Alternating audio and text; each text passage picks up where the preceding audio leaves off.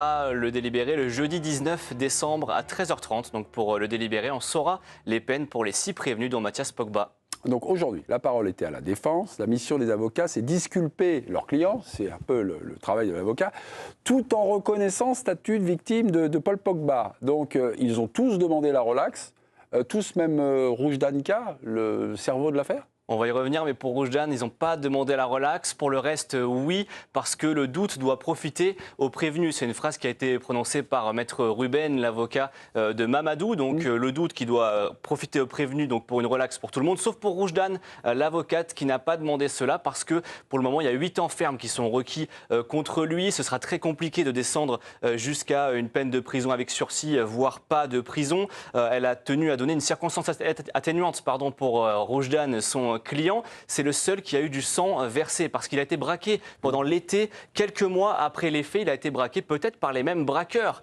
que ceux qui ont réalisé la séquestration dans la nuit du 19 au 20 mars. Voilà ce qu'elle déclare, Maître Pugliesi. Dans ce dossier, le seul sang versé est le sien. Il a quasiment perdu l'usage de sa main. Je ne sais pas s'il a été piégé ou placé sous pression, mais ce sang versé est déjà une sanction pour lui. C'est une façon pour elle de diminuer cette peine qui, pour le moment, est de 8 ans ferme requise.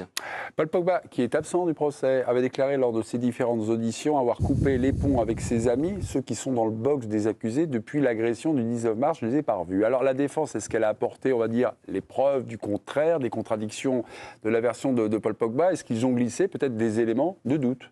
Oui, il y a des incohérences dans les témoignages qui ont été donnés par Paul Pogba, entre les témoignages qu'il a donnés forcément aux autorités italiennes et celles aux autorités françaises. Il y a eu des changements. Par exemple, l'avocat de Mamadou a relevé que, par exemple, il avait parlé avec Paul Pogba de son enfant. Il avait envoyé des vidéos de son enfant. Ils ont eu des échanges assez sympathiques après le 19 à ce sujet, après le 19 mars. Alors qu'il avait dit avoir coupé les ponts avec les prévenus. De la même manière, Boubacar s'est rendu à Manchester après les faits. Et il a réalisé, par exemple, une vidéo où il montre quand il a nettoyé le placard et les affaires de Paul Pogba. Il est très fier de ça. Cette vidéo, elle appartient au dossier, on peut la voir. Et donc, elle permet de dire que les ponts n'ont pas été coupés, qu'il y a encore des rapports presque amicaux entre Paul Pogba et ses amis d'enfance qui sont aujourd'hui sur le banc des accusés. Et pour ce travail de ménage, c'était Paul Pogba qui avait sollicité son ami. Hein, bien sûr, ouais, il avait demandé. Et c'est pour ça aussi que son absence est regrettée à Paul Pogba, parce qu'on aurait pu confronter ces témoignages qui sont discordants.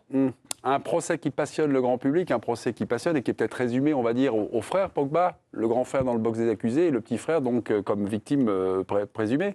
Les liens sont-ils définitivement rompus? Est-ce qu'à travers ce procès, on voit qu'il y a des choses qui peuvent être renouées ou pas du tout?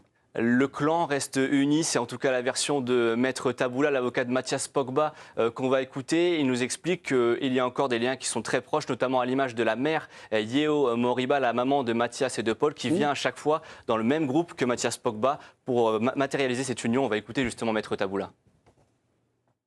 C'est une famille qui, malgré tout ce qui s'est passé, reste solidaire. Vous avez vu, la mère était là tous les jours. Florentin, malheureusement, il ne pouvait pas parce qu'il continue à son activité. Donc il ne peut pas s'absenter. Mais la famille, elle est soudée, la famille, elle est solidaire. Il y avait des cousins, il y avait des oncles, des tantes qui étaient présents. On a un clan qui est encore là. Et les Pogba, ils vont se remettre de ça. Alors, j'ai suivi moi aussi le procès, mais pas aussi bien que vous, sur le petit fil info de, j'allais dire la chaîne Équipe, non, du site Équipe. Il y a eu un moment, un compte en banque à Dubaï appartenant à Paul Pogba qui a été évoqué aujourd'hui par l'avocat d'Adama. Au mois d'avril, soit quelques semaines donc après la séquestration, il y a la somme de 13 millions d'euros qui apparaît sur ce compte. Et depuis, l'argent n'est plus sur le compte. Suffisait-il de tracer l'argent pour avoir le commanditaire? Est-ce qu'il y a des choses comme ça? Est-ce qu'il y a des choses sur l'enquête et des choses qui n'ont pas été faites, qui ont été un peu relevées par la défense? Mais ça, c'est ce que pense l'avocat d'Adama, c'est ce qu'il a dit dans sa plaidoirie.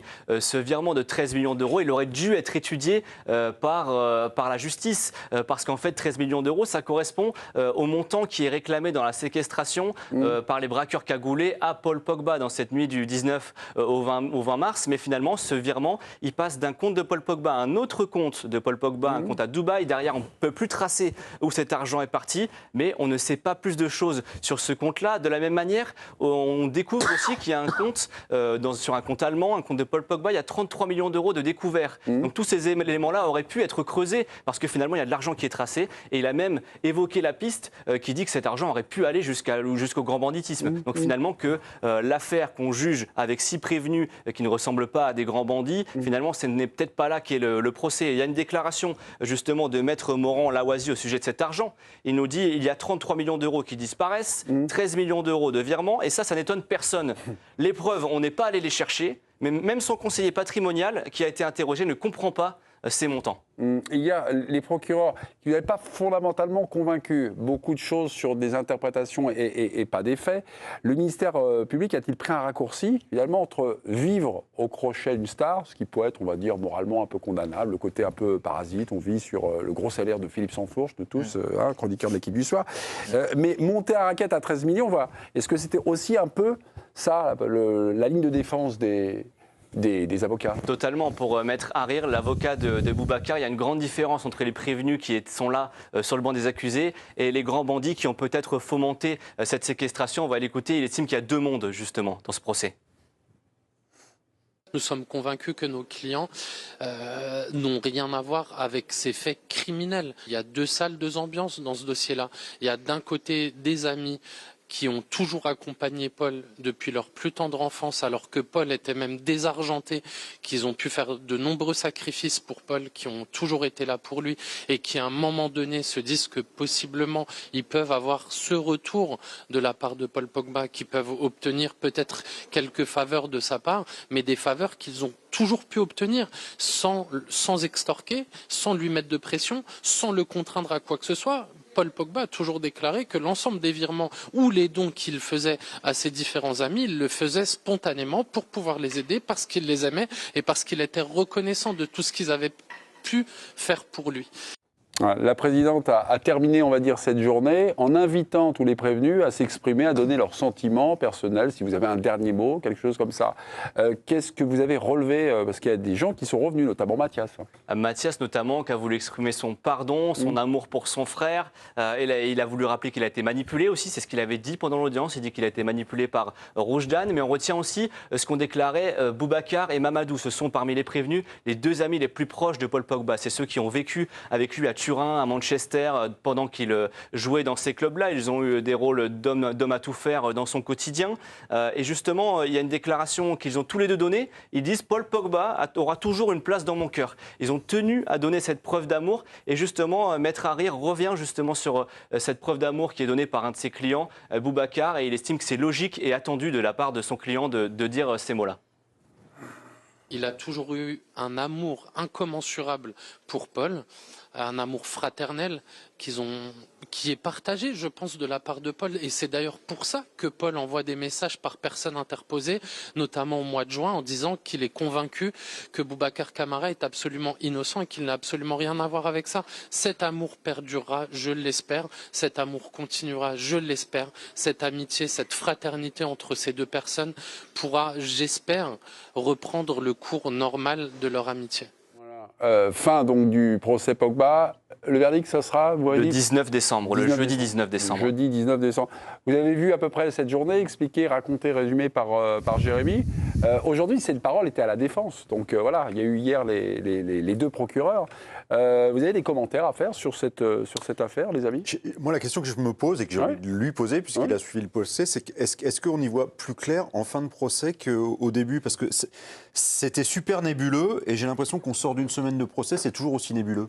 En fait, le cœur du procès, on ne le connaît pas. C'est-à-dire qu'on ne connaît toujours pas les 2 personnes qui sont cagoulées et qui ont séquestré Paul Pogba. La question, est-ce que ces personnes-là sont issues du grand banditisme et sont au-dessus de ces 6 prévenus qu'ils auraient manipulés derrière? Ou est-ce que, par exemple, Roujdan, qui est considéré comme le cerveau, serait allé chercher ces personnes pour s'en servir et derrière récolter 13 millions d'euros pour les autres prévenus? Ça, c'est un élément central qu'on n'a toujours pas dans cette affaire. Et presque, cette affaire a remué beaucoup de choses. On a presque appris plus de choses pendant le procès qu'on on savait avant. Il y a aussi une troisième voie, Roujdan appelant des gros bras, mais se faisant après dépasser par ces gros bras. Il y a 2 ou 3 écoles, mais c'est vrai qu'on est dans les hypothèses.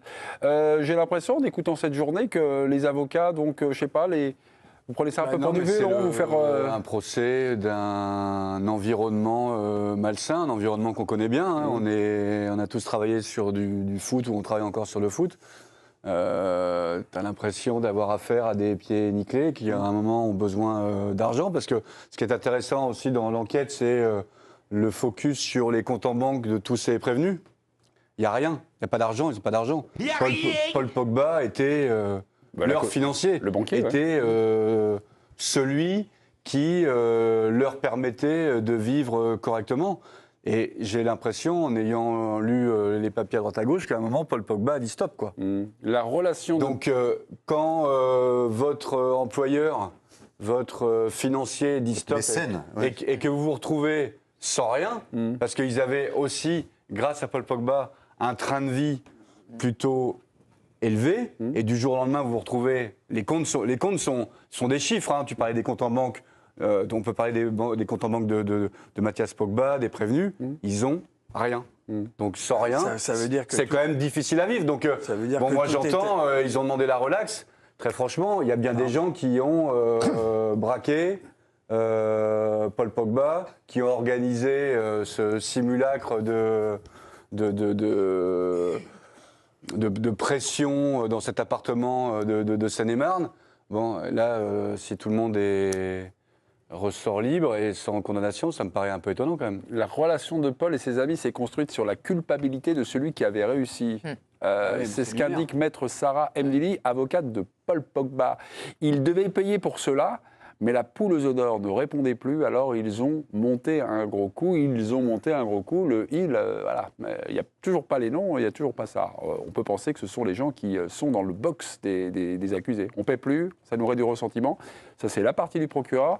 Puis finalement, la partie des avocats aujourd'hui disent qu'il y a peut-être des raccourcis qu'on emprunte qui sont un petit peu trop faciles. Voilà.